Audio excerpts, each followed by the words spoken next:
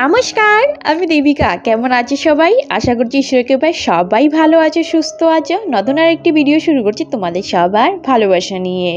ভিডিওটি স্কিপ না করে দেখতে থাকো, আশা করছি তোমাদের অনেক অনেক ভালো লাগবে। আজকের ভিডিওটা সন্ধ্যার পর থেকেই শুরু করছি। এখন বসিয়ে দিয়েছি রান্নাবান্নাটা তাড়াতাড়ি করে নিচ্ছি, তারপর ঘরের কিছু টুকিটাকি কাজ আছে সেগুলো গুছাবো। আমার ক্যামেরার স্ট্যান্ডটা না ভেঙে গেছে, যেহেতু আমি স্ট্যান্ড দিয়ে ভিডিও শ্যুট করি সেই কারণে আজকে সারাদিন কোনো ভিডিও শ্যুট করিনি। তবে ভাবলাম এখন আর গ্যাপ দিলে চলবে না, মানে চ্যানেলের রিচটা অনেকটা কমে গেছে কয়েকদিন ধরে, একদমই ভিউজ হচ্ছে না। তো ভাবলাম যাই হোক, একটা সন্ধ্যার পর থেকে কিছু ভিডিও শ্যুট করে রাখি। ক্যামেরা স্ট্যান্ডটাকে খুব কষ্ট করে একটুখানি সেট করে নিয়েছি, ওইটা ভেঙেই গেছে পুরোটা। নতুন একটা স্ট্যান্ড অর্ডার দিয়েছি, সেটা আসতে আসতে মোটামুটি কাল বিকেল অবধি টাইম লাগবে, মানে দিয়েছে টাইম, হয়তো চলে আসবে জানি না। এত তাড়াতাড়ি কোনো জিনিস অর্ডার দেওয়ার পর আসে না, তবে ক্যামেরা স্ট্যান্ডটা মানে দেখা যাচ্ছে যে ডেলিভারি হয়ে যাবে। তো দেখা যাক কী হয়। তো আমি একটুখানি চিলি পনির বানাচ্ছি নিজের মতো করে, ঘরে যা ছিল তা দিয়েই, আর তার সঙ্গে রুটি করছি। আমাদের তো জানোই বেশ কিছুদিন হলো নিরামিষ চলছে খাবার দাবার। এখন প্রত্যেক বেলায় নিরামিষ কি রান্নাবান্না করব? নিরামিষ খেতে ভালো লাগে, খারাপ লাগে না, তবে রান্নাবান্নাটুকু যদি ভালো করে করা যায় তাহলে খেতে ভালো লাগে। যাই হোক, আজকে সন্ধ্যার পরে এই রুটি আর চিলি পনিরেরই প্ল্যান হলো যে এইটাই খাওয়া হোক, বড় বলছিল। তবে আমি ক্যাপসিকামটা খুব অল্প পরিমাণে দিয়েছি, আমার বর ততটা পছন্দ করে না ক্যাপসিকাম, আমি আবার ভীষণ পছন্দ করি। তো এইদিকে দেখো আমি রুটি বেলে নিচ্ছি, আটাটা আগেই গুঁদে রেখেছিলাম, আর ওইদিকে কড়াইতে বসিয়ে দিয়েছি রান্নাবান্না, একসঙ্গেই দুটো রান্না হয়ে যাবে।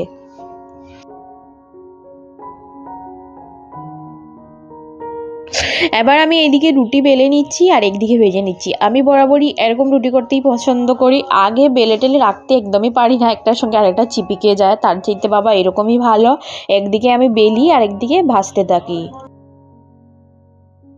বরমশাই ডিউটি থেকে এসেছে, আর ওরা পাপ্পা ছেলে দুজনই ওই রুমে বসেছে। পাপ্পাই পড়ায় মানে একটুখানি বই নিয়ে বসেছে, আর ওর বাবা একটুখানি সঙ্গে বসে দেখিয়ে দিচ্ছে। আসলে পাপাই তো এত ছোটোও বসতেও পারে না, তো ওকে সঙ্গে নিয়ে বসালে একটুখানি বসে। তো চেষ্টা তো করছি যে সকাল বিকাল দু টাইমই অল্প অল্প করে বসাতে। তো এইখানে দেখো রুটিগুলো মোটামুটি এক এক করে আমি সেঁকে নিয়েছি, আর ওইদিকে একটা মানে বক্সের মধ্যে কাপড় দিয়ে নিয়েছি। রুটিগুলো এইরকম রাখলে ভিজে না, ঘেমে যায় না, খুব সফট থাকে। তো এইটা রুটি রাখার জন্য আলাদা একটা কাপড় পাওয়া যায়, যেটাকে পনা বলা হয়। তো সেইটার মধ্যেই রুটি রাখা হয়, একটা খুব শক্ত কটনের কাপড় পাওয়া যায় কিনতে।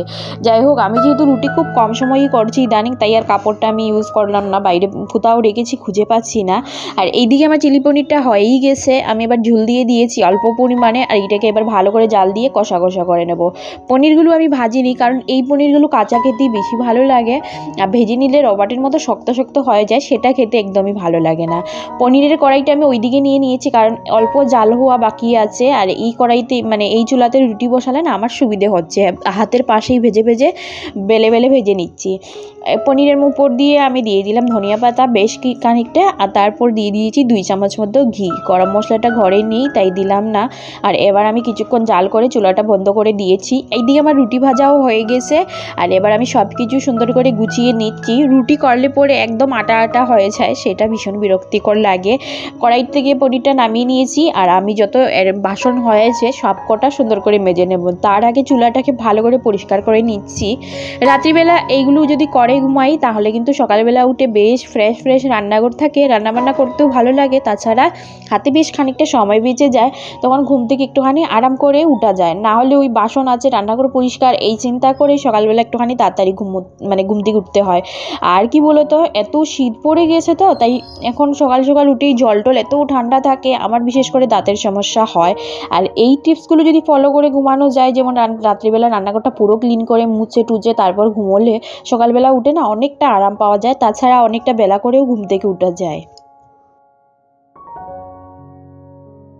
খাবার দাবারগুলো সুন্দর করে গুছিয়ে রেখে দিয়েছি, আর খাবার দাবার আগেই দেখো কত বাসন জমা হয়ে গেছে রান্নাবান্না করতে গিয়ে। আর আমার বেলায় প্রায়ই এরকম হয়, আমি না এত বাসন করি কি আর বলবো, মানে প্রচুর বাসন ময়লা করি। সেই কারণে আমি বেশিরভাগ বাসন তুলে রেখে দিয়েছি, খুব অল্প পরিমাণে বাসন রেখেছি বাইরে, যেগুলো না হলে না হয়। তার কারণ হচ্ছে এই যে শীত এসেছে, আর সিঙ্কে ভর্তি ভর্তি বাসন তো বেলায় বেলায় প্রচণ্ড বিরক্ত লাগে। তো অভ্যেসের দাস হয়ে গেছি আমি না অল্প বাসন দিয়ে কাজ করতে করতেই পারি না, যা আছে সব এটো করে দিই। যাই হোক, তারপর আমি সিঙ্কটাকেও সুন্দর করে ঘষে ঘষে মেজে নিচ্ছি, আর তারপর এটাকে ভালো করে ধুয়ে পরিষ্কার করে রেখে দেবো।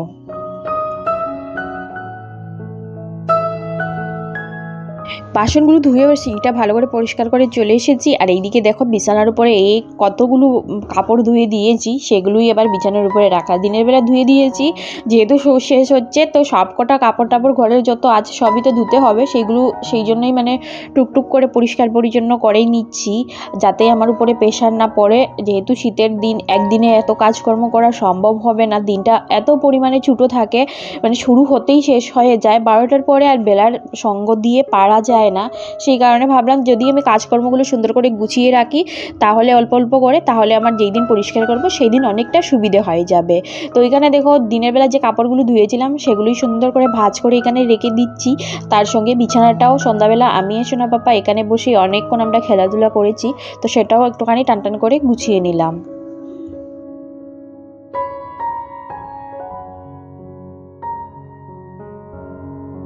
সারা দিন আমরা অনেকটা কাজ করে থাকি গুছিয়ে পরিপাটি করে, তবে হ্যাঁ সন্ধ্যার পরও বেশ খানিকটা কাজ বেরোয়, যেগুলো সন্ধ্যার পরই করতে হয়। তো সেই রকমই সন্ধ্যাবাতিটা তো আমি আগেই দেখিয়ে নিয়েছি, তারপরে দেখো বেশ খানিকটা কাজ করলাম। সন্ধ্যার সময় আমাদের চাটা খাওয়া হয়েছে, তারপর রান্না বসিয়েছি। তো বেশ সন্ধ্যার পরও কিন্তু চাপ থাকে কাজের অনেকটা। তারপর তো পাপাইকে খাইয়ে দাইয়ে ঘুম পাড়ানোর পর গিয়ে মানে একটুখানি আরাম পাওয়া যায়, তারপর আমি নিজের জন্য একটু সময় পাই। তারপরে কি একটুখানি ফ্রেশ হয়ে বাইরে একটুখানি হাঁটাহুটি করি, তারপর ঘুমোতে যাই। তবে এখন দেখো আমি রান্নাঘরের নিচটাও মুছে নিচ্ছি, পাপাই জল ফেলে দিয়েছিল, তাছাড়া খাওয়া দাওয়ার পর আমি মুছতাম, তবে এখন যেহেতু জল ফেলে দিয়েছি এই জায়গাটা মুছে নিচ্ছি, আর তারপরই আমরা খাওয়া দাওয়াটা সারবো। তবে তার আগে আমি একটুখানি ফ্রিজটা পরিষ্কার করব। আর এখন রাত্র প্রায় ওই 9:30 মতো হয়ে গেছে। তবে আমাদের খাওয়া দাওয়াটা প্রত্যেক দিনই খুব তাড়াতাড়ি হয়ে যায়। আগে তো আমার বিয়ের পরপর আমার বর মোটামুটি ওই সন্ধ্যা 8টা বাজার আগেও খেয়ে নিত, তবে এখন পাপাই হওয়ার পর সেরকম আর হয় না, মাঝে মধ্যে অনেকটাই রাত্র হয়ে যায়। যেহেতু ওকে সামলে একা হাতে আমি সব কাজকর্ম করে থাকি, তো একটুখানি তো বুঝতেই পারছো অনেকটা অসুবিধা পড়ে যেই ওকে সামলে সব কাজ করতে হয়, তো সময়টা মানে অনেকটাই লাগে। তো আমি আমার জন্য সকালের জন্য চিয়া সিডটা ভিজিয়ে নিয়েছি, আর ওইদিকে দেখো গরম জলটাও বসিয়ে দিয়েছি। খাবার খেতে গেলে গরম জল লাগবে, ঠান্ডা জল একদমই খাওয়া যায় না, আর খেলেই গলা ধরে যায়, নাক বসে যায়, এইটা বেশ অসুবিধে হয়। তো গরম জলটা হয়েও গেছে, আর চিয়া সিডটা সুন্দর করে ভিজিয়ে রেখেছি মনে থাকতে, আমি না ভুলে যাই মাঝে মাঝে। তো আর এখন চলে এসেছি ফ্রিজটা খুলে, ফ্রিজটা একটুখানি গুছাবো। ফ্রিজটা পুরোটাই পরিষ্কার আছে, তবে হ্যাঁ জিনিসগুলো বেশ অগুছালো হয়ে আছে। তাছাড়া সকালের জন্য কিছুটা সবজি কেটে রাখবো, তো কী কাটবো, কী রান্না হবে সকালে সেটাই ভেবে পাচ্ছি না। তো ভাবলাম চলো দেখি ফ্রিজে কি আছে, সেটা ফ্রিজটা গুছিয়েও নেব, আর তার সঙ্গে সবজিও মানে কাটা হয়ে যাবে।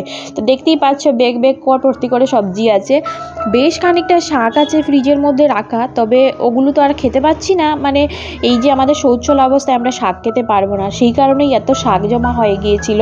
আর যেগুলো আমি নষ্ট হয়নি বলে ফেলেও দেইনি, রেখে দিয়েছি, যদি ভালো থাকে তাহলে আমরা পরে খেয়ে নিতে পারবো।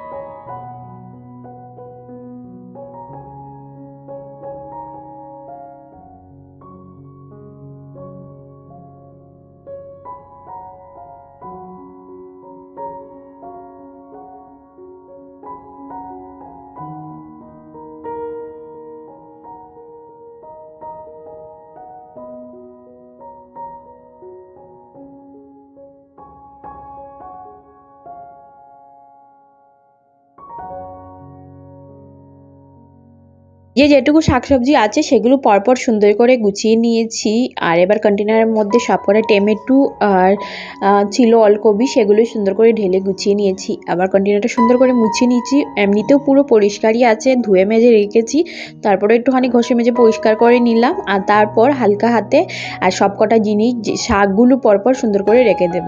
বেশ কয়েকটা 5-6টা শাকের ব্যাগ ছিল, অল্প অল্প শাক ছিল, তো তাই সবকটা একসঙ্গে গুছিয়ে একটা ব্যাগের মধ্যে ভর্তি করে রেখে দিয়েছি। আমার কাছে ফ্রিজে গুছিয়ে রাখার মতো এতগুলো কন্টেনার নেই, সেই কারণেই আমি এরকম প্লাস্টিকের ব্যাগে রেখেছি।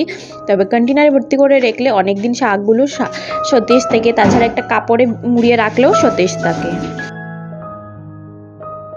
তোমরা যদি শাকসবজি ফ্রিজে অনেক দিন সতেজ রাখতে চাও তাহলে কিন্তু এই টিপসটা ফলো করতে পারো। একটা কাপড়ে মুড়িয়ে শাকগুলোকে আগে ভালো করে রাখবে, মানে জল শুকানো শাক, আর তারপর একটা প্লাস্টিকের মধ্যে ওই কাপড়ে মুড়ানো মানে ইয়েটা ঢুকিয়ে দেবে, কাপড়টা ঢুকিয়ে দেবে, তাহলে অনেক দিন সতেজ থাকে, খারাপ হয় না, আর হলুদ হলুদ হয়ে যায় না, এটাও হবে না।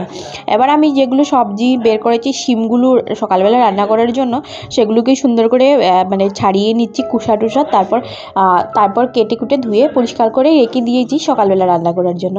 আর এখানে দেখো আমরা খাবারটা ভেড়ে নিচ্ছি, আবার খাবারটা খেয়ে নেবো। আর এই যে পনিরটা দেখতেই অসাধারণ হয়েছে, আর খেতেও সত্যি বলতে অনেক টেস্টি হয়েছিল। রুটিগুলো এখনও ভীষণ গরম আর সফট রয়েছে। এবার আমরা খাওয়া দাওয়া সেরে নেব। তবে আজকের এই ভিডিওটা কেমন হয়েছে অবশ্যই জানিও।